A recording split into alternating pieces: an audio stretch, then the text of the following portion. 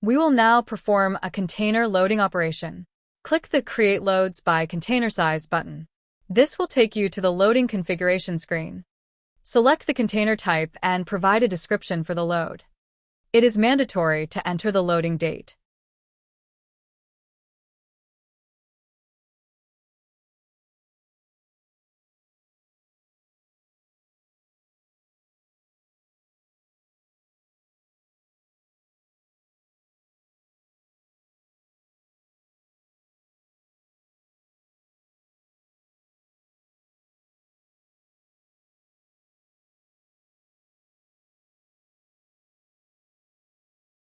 Now, we can select the individual items that we want to pack into the container.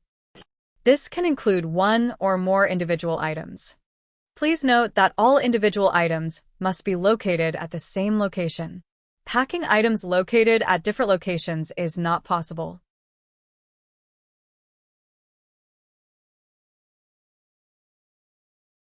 Now we can select the handling units that we want to pack into the container. This can include one or more handling units. As with the individual items, please note that all handling units must be located at the same location. Packing handling units located at different locations is not possible.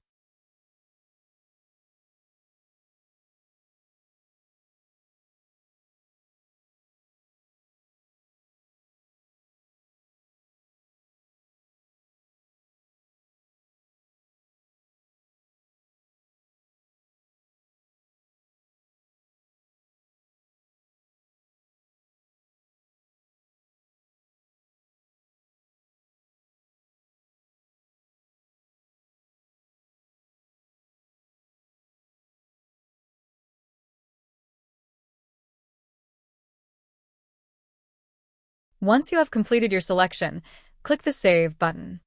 A new load with the assigned individual items and handling units will now be automatically created in DSCS. The system will attempt to pack the selected entities into one or more containers as efficiently as possible.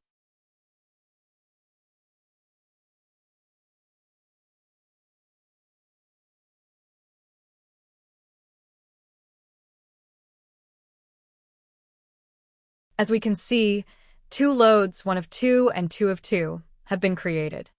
One handling unit has been packed into container 2 of the load. One handling unit has been packed into container 2 of the load. Let's view the result of the container loading operation using the 3D tab.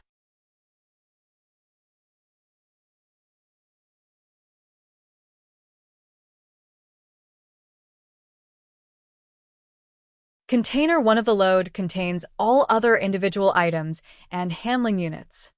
The result can also be viewed under the 3D tab.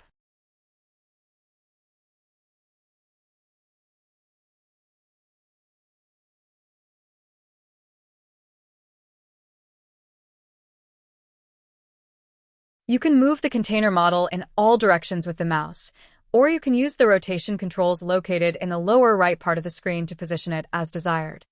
Use the left mouse button to rotate the object. Use the right mouse button to move the object. Use the Control key and the middle mouse button to change the size.